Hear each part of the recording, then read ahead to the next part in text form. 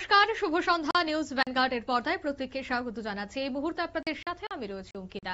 চোখ রাখছি এই মুহূর্তের গুরুত্বপূর্ণ সংবাদের দিকে। তবে প্রথমেই নজর রাখতে হয় রাজ্যের খবরাখবরের দিকে। প্রতিনিয়তই যান দুর্ঘটনা ঘটে চলেছে রাজ্যে। আবারও এক যান দুর্ঘটনা, যারা কাছে যাত্রীবাহী গাড়ির ইটের স্তূপে ধাক্কায় আহত একাধিক। উদয়পুর মহকুমা জাতীয় সড়কের চন্দ্রপুর এলাকার এই ঘটনা এলাকায় তীব্র চাঞ্চল্য ছড়িয়েছে। রবিবার দুপুরে সাবরুম উদয়পুর পথে চন্দ্রপুরে অল্পের জন্যই রক্ষা পেয়েছে এক মারুতি গাড়ির যাত্রী।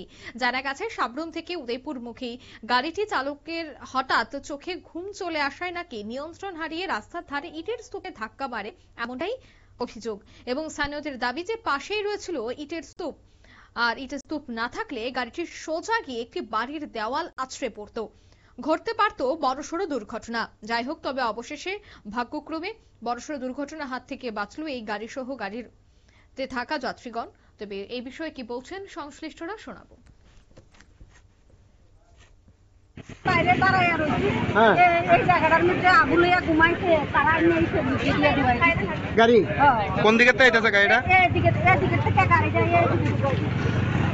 কেউ তো অল্পতে পারছেন ভাই, এই ইট না থাকলে তো বাড়ি ঘরে গিয়ে ঢুকলো না গাড়ি।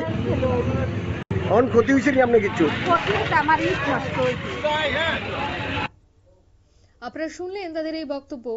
তারা জানাচ্ছেন যে বেশ কিছু ক্ষতি তো অবশ্যই হয়েছে, তবে এক্ষেত্রে কিন্তু জানা গেছে যে ইটের স্তূপ থাকার ফলেই বড়সড় দুর্ঘটনার হাত থেকে রক্ষা পেয়েছেন তারা।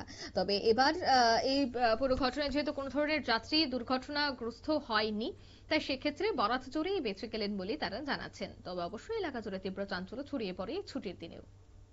নিয়ে নিচ্ছি ছোট্ট একটি বিজ্ঞাপন বিরতির, সঙ্গে থাকুন।